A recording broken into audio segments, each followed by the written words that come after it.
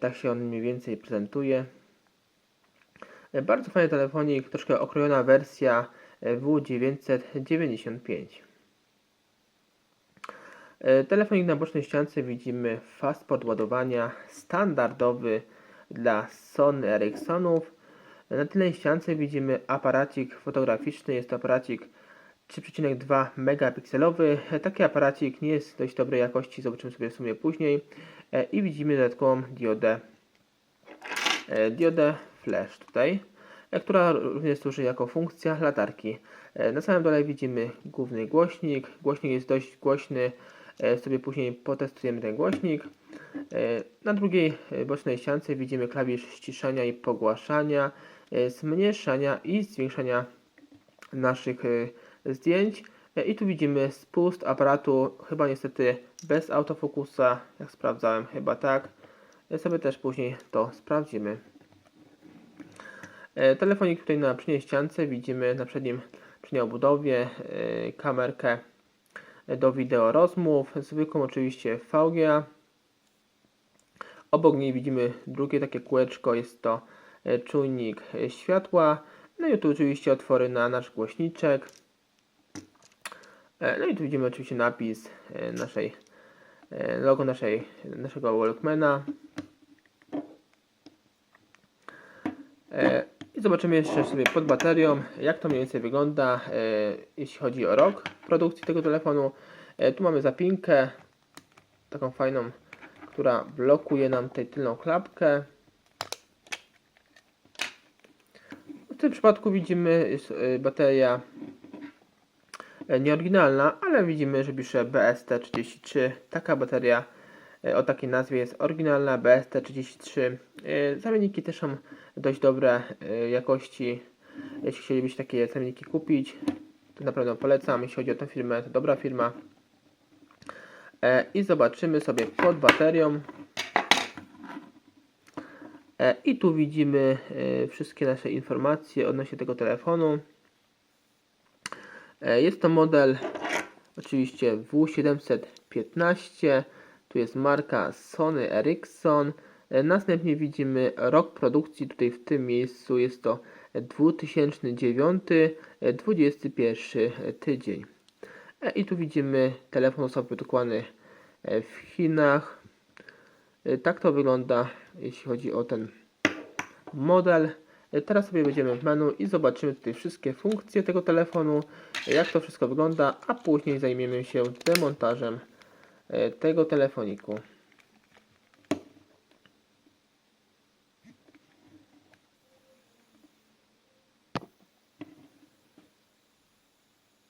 I poczekamy, aż telefon nam się uruchomi. Myślę, że to dość długo nie będzie trwało, bo telefonik jest dość żwawy.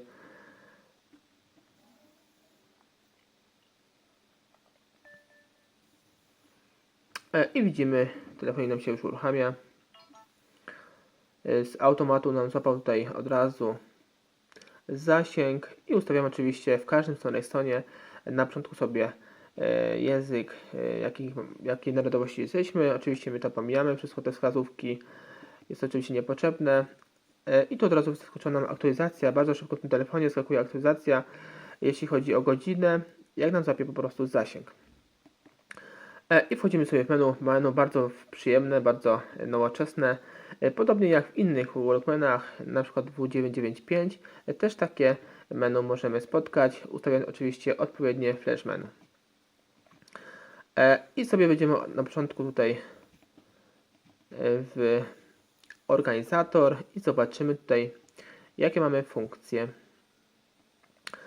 Tu mamy oczywiście alarmy, czyli budzik, aplikacje, połączenia wideo rozmowy oczywiście, jeśli mamy sobie wykupiony pakiet, kalendarz, zadania, notatniki.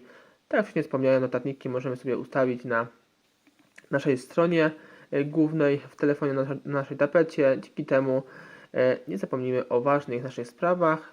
Synchronizacja, minutnik i stoper. I oczywiście latarka, kalkulator i pamięć kodów. Latarka, zobaczymy sobie latarkę. Jaka jest tutaj moc latarki? Widzimy, że dość fajnie nam świeci ta latareczka, także na pewno nam się w wielu sytuacjach nocnych przyda. I sobie włączymy latareczkę i przechodzimy dalej. Tu mamy ustawienia, zobaczymy sobie takie podstawowe ustawienia w tym telefonie, podstawowe funkcje. Oczywiście telefon posiada Bluetooth i dodatkowo mamy też Wi-Fi. Bardzo fajnie, bo w tym telefonie jest Wi-Fi, więc możemy sobie surfować po internecie. Oczywiście wgramy sobie odpowiednią operę JAR, która będzie jeszcze wydalała w tych czasach. Bluetooth oczywiście i przez USB też możemy przesyłać dane, oczywiście w każdym tym nowszym Sony Ericssonie.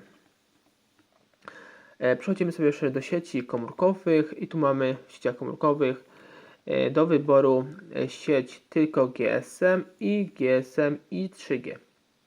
Możemy oczywiście jeszcze wybrać odpowiedni patch do tego telefonu, odpowiednie sterowniki. Dzięki temu możemy sobie ustawić tylko 3G. To jest naprawdę bardzo przydatna funkcja, dlatego że wtedy nam nie zmienia na przemian 3G i GSM. Gdzie jest GSM słabszy, to 3G, gdzie 3G jest słabsze, to przemienia na GSM, a wtedy tylko i wyłącznie szuka te 3G. Dzięki temu mamy stabilniejszy zasięg. Przechodzimy sobie dalej. Zobaczymy tutaj w wyświetlaczu. Oczywiście najfajniejsza funkcja w wyświetlaczu to jest powiększenie do maksimum jasności i do minimum od 50 do 100. Oczywiście możemy to zmienić poprzez wybranie odpowiedniego patcha, który nam to zmniejszy nawet do 0. Możemy od 0 do 100. I dzięki temu oczywiście w tym telefonie żywotność baterii nam się znacznie wydłuża. I co jeszcze sobie zobaczymy w tych podstawowych funkcjach. Tu raczej już nie mamy nic takiego ciekawego. Podstawowe funkcje w każdych Sony Ericssonach. I sobie przejdziemy dalej. Tu mamy multimedia, to może później. Rozrywka.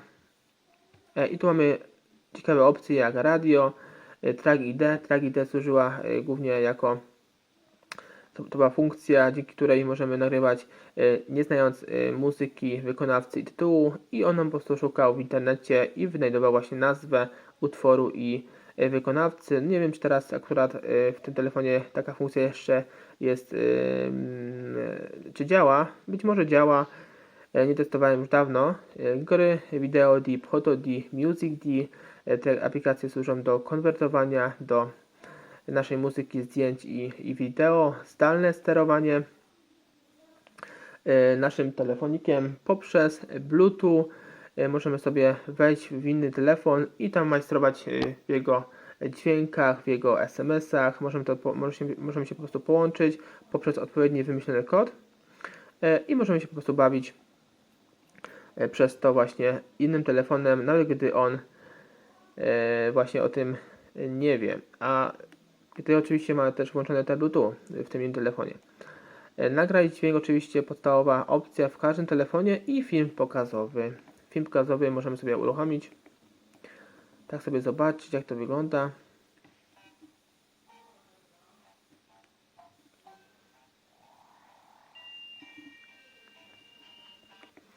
I przechodzimy dalej do innych tutaj opcji. Oczywiście wiadomości, kontakty, połączenia, usługi lokalizacyjne.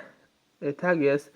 Telefonik posiada GPS, nawet bez internetu możemy się tutaj połączyć poprzez właśnie nadanie GPS, ale musimy oczywiście mieć wcześniej dograne odpowiednie mapy. Ja dokładnie nie wiem, jakie te mapy, nie korzystałem nigdy właśnie z GPS-a, jeśli chodzi o Sony Ericssony, więc w tym temacie jestem zielony. Ale możemy sobie tu wejść w Google Maps i przez internet i możemy wyszukać nasze miejsce, gdzie aktualnie się znajdujemy. Też bardzo przydatna funkcja w naszym GPS-ie. I zobaczymy sobie teraz tutaj u samej góry muzykę. Tak sobie przelecimy sporadycznie. Zobaczycie, jak on gra na głośniku, właśnie ten telefonik.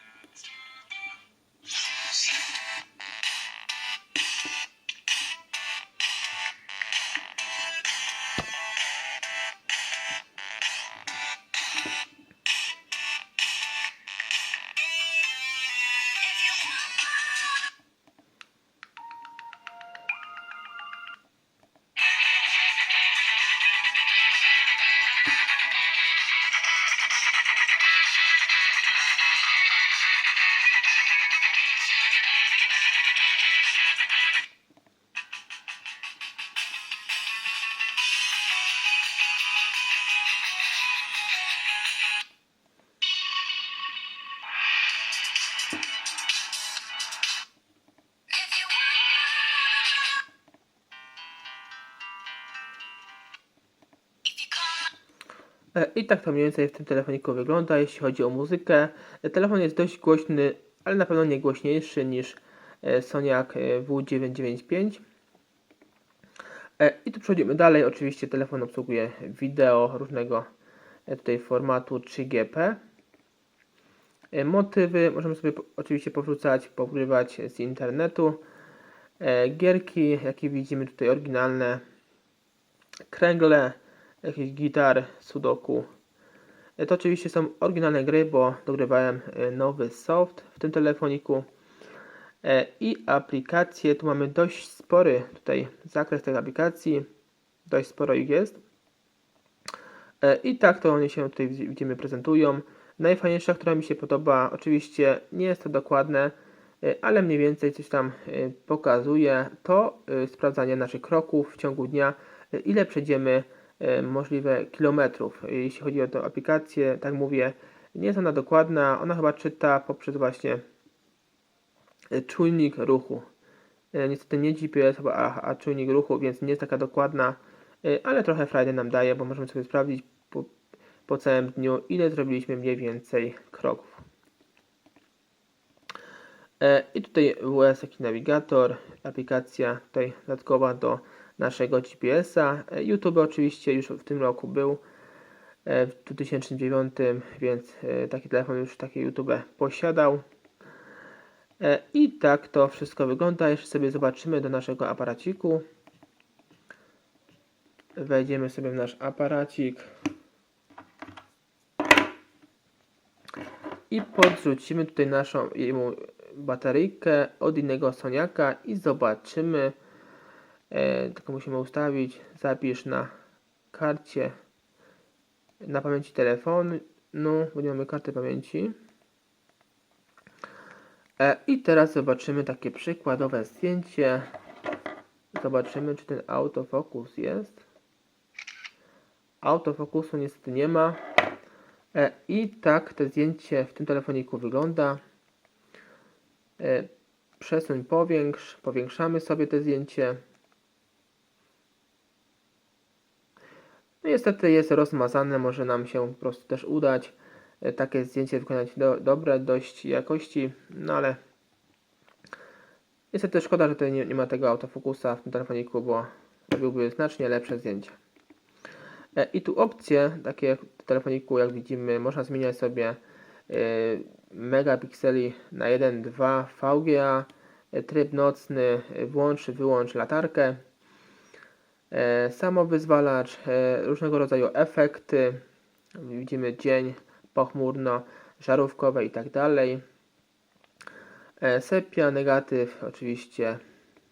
I tak to w tym telefoniku wygląda, jeśli chodzi o aparacik i montażem tego telefoniku. Ściągamy tę klapkę, bateryjkę, kartę SIM,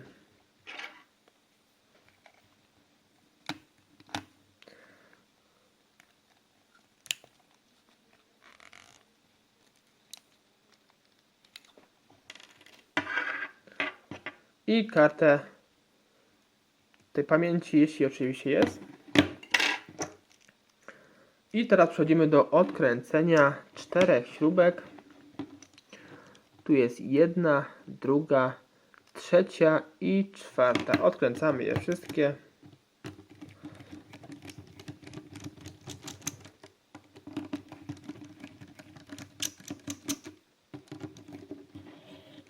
I druga strona.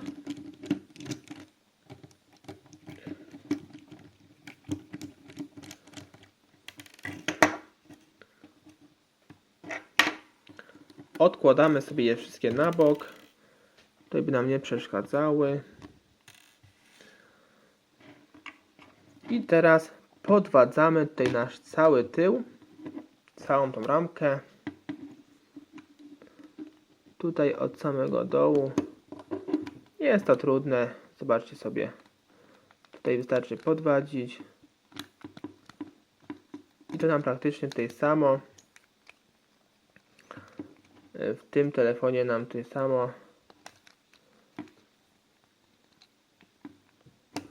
wyskakuje, tylko troszkę mam tutaj niewygodnie z kamerą, ale możecie sobie nawet ręką tutaj mocniej podwadzić.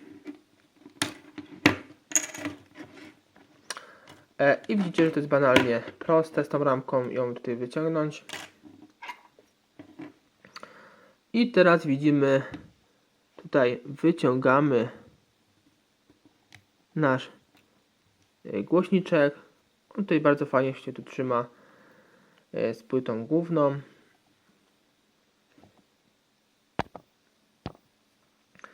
I kolejnym krokiem będzie teraz odkręcenie śrubki drugiej. Tu jest śrubeczka w tym miejscu. Odkręcamy ją. Dzisiaj widzę, niestety nie ma pogody do nagrywania, bo nagrywam w domu, a jest dość ciemno, bo jest pochmurnie. Ale myślę, że to mniej więcej obczajcie i widzicie mniej więcej, jak to wszystko wygląda. Tu była śrubeczka, odkręciłem teraz ją i podwadzamy teraz całą naszą płytę główną. Szukamy sobie teraz z bloka, tu jest jedna, więc sobie podwadzamy. Szukamy następnych, tu jest druga, w tym miejscu.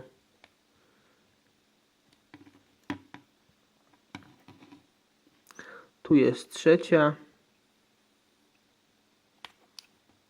I tu jest, widzę, czwarta. Oczywiście róbcie to w taki sposób, by nie uszkodzić elementów na płycie głównej, więc pamiętajcie, by omijać te różnego rodzaju przyciski, z dala właśnie od nich podwadzać.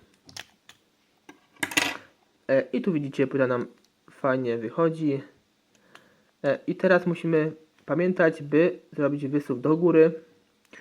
Dzięki temu taśma tutaj nam się wysunie większej długości i tu widzimy, odrywamy naszą tasiemkę.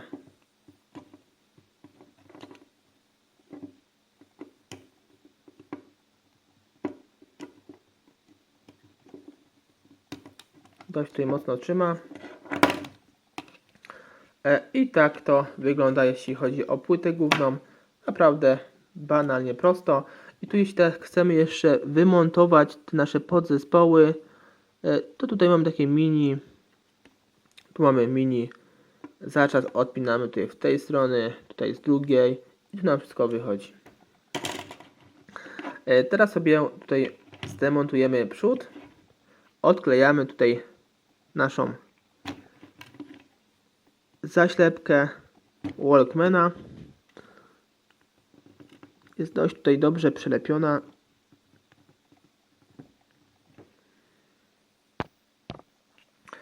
Więc najlepiej zrobić to tutaj od samego dołu. Podwadzamy.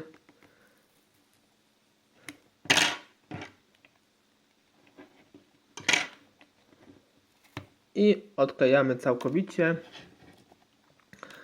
Odkładamy sobie na bok i teraz mamy dwie śrubki, są to śrubki gwiazdkowe. Odkręcamy te śrubki.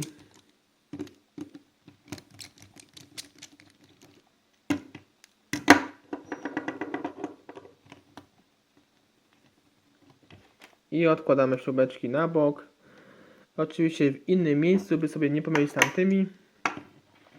Odwracamy nasz telefon i teraz widzimy tutaj dwie zaślepki. Odklejamy je, podwadzają takim spiczastym jak ja narzędziem, taką pincetą. Odkładamy sobie jeden i drugi. I teraz odkręcamy te dwie śrubeczki. Też to są śrubeczki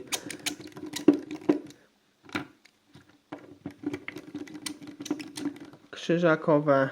Odkładamy w innym miejscu. I teraz podwadzamy tutaj nasz cały przód od samego dołu.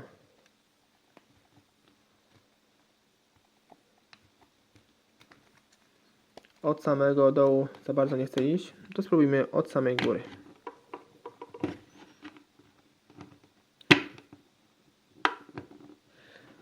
bo najlepiej od boku. Jak widzimy teraz, ja mam dość gruby tutaj otwierak.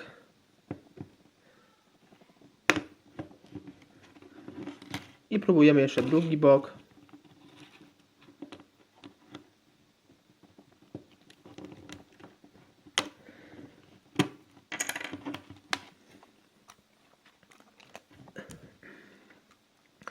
Jak widzimy, przednia obudowa nam bardzo prosto tutaj wychodzi. Wystarczy podwadzić jeden bok i drugi bok wjeżdżamy i mamy sprawę załatwioną. I odkładamy sobie na bok. I teraz zostaje nam tutaj wymontowanie naszego wyświetlacza. Wcześniej musimy tutaj wymontować naszą płytkę funkcyjną. Tutaj widzimy blokady, tu jest jedna. Więc podwadzamy obok tej blokady i wypinamy naszą płytkę. I jeszcze mamy tutaj obok śrubeczkę, odkręcamy tą śrubeczkę. Ona jest taka troszkę niewidzialna. Wydaje się, że to jest jakaś nalepka, ale to jest jednak śrubeczka. Odkładamy sobie. I tutaj pod płytką widzimy dwie tasiemki. Tu jest jedna od taśmy głównej i od naszego tutaj wyświetlacza. I teraz jeśli chcemy nasz tutaj wyświetlacz wyciągnąć, to szukamy sobie takiego otworu z boku, o na przykład tutaj. Jedziemy do góry delikatnie i wyciągamy nasz wyświetlacz. Pamiętajcie o tym, by nie celować gdziekolwiek byście chcieli obok tego wyświetlacza, tylko szukajcie gdzieś tam mini otworu, bo na pewno gdzieś coś jest. Po to jest tak to jest zrobione, żeby po prostu przy demontażu nie uszkadzać tutaj wyświetlacza, bo to naprawdę bardzo prosto można zrobić, bo jest bardzo delikatny tutaj w tym telefoniku. I tak to mniej więcej w tym telefonie wygląda. Jeśli teraz byśmy chcieli wymienić taśmę główną, to oczywiście już bardzo prosto, nawet nie muszę pokazywać. Tu sobie odklejamy cały i tu sobie wyciągamy go w tle. Dzięki za oglądanie tego filmiku. Zapraszam Was również na kolejne z udziałem Nokii, Sony Ericssonów, Siemensów, Motorola i innych telefonów klasycznych. Więcej informacji odnośnie tego telefonu zobaczycie sobie pod tym filmem. Cześć!